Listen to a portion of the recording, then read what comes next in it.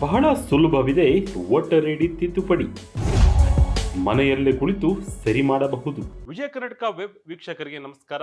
ನಾನು ಶಂಕರ್ನ ಹೆತ್ತು. ಇನ್ನೇನು ಕೆಲವೇ ದಿನಗಳಲ್ಲಿ ಚುನಾವಣಾ ಪ್ರಕ್ರಿಯೆಗಳೆಲ್ಲ ಮುಗಿದೇ ಹೋಗುತ್ತದೆ.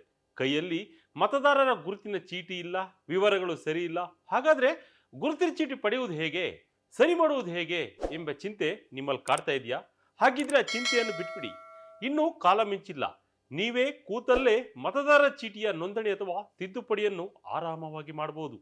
ಏಪ್ರಿಲ್ 9ರವರೆಗೂ ಅದಕ್ಕೆ ಸಮಯವಿದೆ. ಹಾಗಂತ ಅಲ್ಲಿವರೆಗೂ ಕಾಯಬೇಡಿ, ಈಗಲೇ ಮುಗಿಸಿ. ಇದರ ಬಗ್ಗೆ ಸಂಪೂರ್ಣ ವಿವರದ ಮಾಹಿತಿಯನ್ನ ನಾನು ನಿಮಗೆ ಕೊಡ್ತಾ ಹೋಗ್ತೇನೆ. ನೋಂದಣಿ ಮಾಡೋದು ಹೇಗೆ?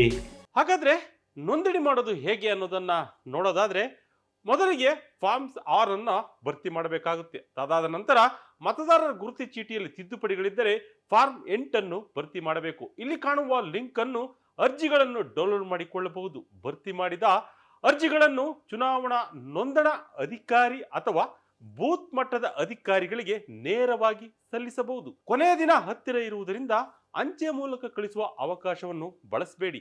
ನೇರವಾಗಿ ಸಲ್ಲಿಸಿದರೆ ಉತ್ತಮ. ವೋಟರ್ ಐಡಿ ನಿಮ್ಮ ಕೈ ತಲುಪದೆ ಹೋದರೂ ಚಿಂತೆ ಇಲ್ಲ. ವೋಟರ್ ಐಡಿಯಲ್ಲಿ ನಿಮ್ಮ ಹೆಸರಿದೆ ಎಂಬುದನ್ನು ಖಚಿತಪಡಿಸಿಕೊಳ್ಳಿ. ಅದರ ಸ್ಕ್ರೀನ್ ಶಾಟ್ ತೆಗೆದುಕೊಂಡರೆ ಸಾಕು. ಮತದಾನಕ್ಕೆ ಮುಂಚೆ ತಪಾಸಣೆ ಕೌಂಟರ್ ಹೋಗಿ ಅದನ್ನು ತೋರಿಸಿ ಮತದಾರರ ಪಟ್ಟಿಯಲ್ಲಿ ನಿಮ್ಮ ಹೆಸರು ಇರುವುದನ್ನ ಅವರು ದೃಢಪಡಿಸಿಕೊಳ್ಳುತ್ತಾರೆ. ಸುಲಭವಾಗಿ ನೋಂದಣಿ ಮಾಡಬಹುದು. ಮುಖಪುಟದಲ್ಲಿ ಸುಲಭವಾಗಿ ಗೋಚರಿಸುವ ಮತದಾರರ ನೋಂದಣಿ ಆಯ್ಕೆ ಮಾಡಿ.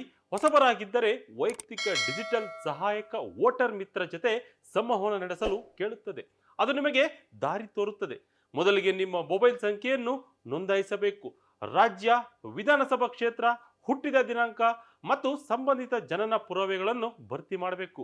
ವಯೋಮಾನ ಘೋಷಣೆ ಅರ್ಜಿಯನ್ನು ಡೌನ್ಲೋಡ್ ಮಾಡಿಕೊಳ್ಳಬೇಕು. ನಿಮ್ಮ ಲಿಂಗ, ಹೆಸರು ಮತ್ತು ಇತರ ವೈಯಕ್ತಿಕ ವಿವರಗಳನ್ನು ಭರ್ತಿ ಮಾಡಿ ಭಾವಚಿತ್ರಗಳನ್ನು ಅಪ್ಲೋಡ್ ಮಾಡಬೇಕು. ನಿಮ್ಮೊಂದಿಗೆ ವಾಸಿಸುವ ಕುಟುಂಬ ಸದಸ್ಯರ ವಿವರಗಳನ್ನು ಕೂಡ ನಮೂದಿಸಬೇಕು. ಅಂತಿಮ ಹಂತದಲ್ಲಿ ಹೇಳಿಕೆಯನ್ನು ಒಪ್ಪಿಕೊಂಡು ಕ್ಲಿಕ್ ಮಾಡಿದರೆ ಸಾಕು, ಅರ್ಜಿ ಸಲ್ಲಿಕೆ ಪೂರ್ಣವಾಗುತ್ತೆ. ವೋಟರ್ ಐಡಿ ಸ್ಟೇಟ್ ಟ್ರ್ಯಾಕಿಂಗ್ ಹೇಗೆ? ಒಮ್ಮೆ ವೋಟರ್ ಐಡಿಗೆ ನೋಂದಣಿ ಮಾಡಿದ ಮೇಲೆ ಅದು ಯಾವ ಸ್ಥಿತಿಯಲ್ಲಿ ಇದೆ ಎಂಬುದನ್ನು ಆನ್ಲೈನ್ ನಲ್ಲೇ ಪತ್ತೆ ಹಚ್ಚಬಹುದು. ಇದು ತುಂಬಾ ಸುಲಭ ಮತ್ತೆ ಯಾವುದೇ ರಗಳೆ ಇಲ್ಲದ ಕಾರ್ಯ.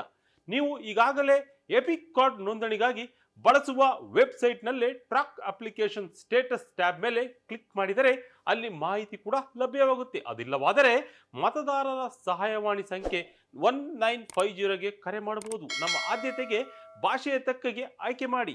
ಹಿಂದಿ ಅಥವಾ ಇಂಗ್ಲಿಷ್ ಭಾಷೆಯಲ್ಲಿ ನಿಮ್ಮ ವೋಟರ್ ಐಡಿ ಸ್ಥಿತಿಗತಿಯನ್ನ ವಿಚಾರಿಸಬಹುದು. ಪ್ರಾದೇಶಿಕ ಭಾಷೆಯಲ್ಲಿ ಮಾತನಾಡಲು ಆಯಾ ರಾಜ್ಯಕ್ಕೆ ಮೀಸಲಾದ ಮತದಾರರ ಸಹಾಯವಾಣಿ ಸಂಖ್ಯೆಗೂ ಸಹ ಕರೆ ಮಾಡಬಹುದು. ಒಟ್ಟಿನಲ್ಲಿ ಮತ ಚಲಾಯಿಸಲು ತೆರಳುವ ಮುನ್ನ ಪ್ರತಿಯೊಬ್ಬ ನಾಗರಿಕನು ಕೂಡ ತಮ್ಮ ಮತದಾರರ ಪಟ್ಟಿಯಲ್ಲಿ ತಮ್ಮ ವಿವರಗಳನ್ನು ಪರಿಶೀಲಿಸಬೇಕು.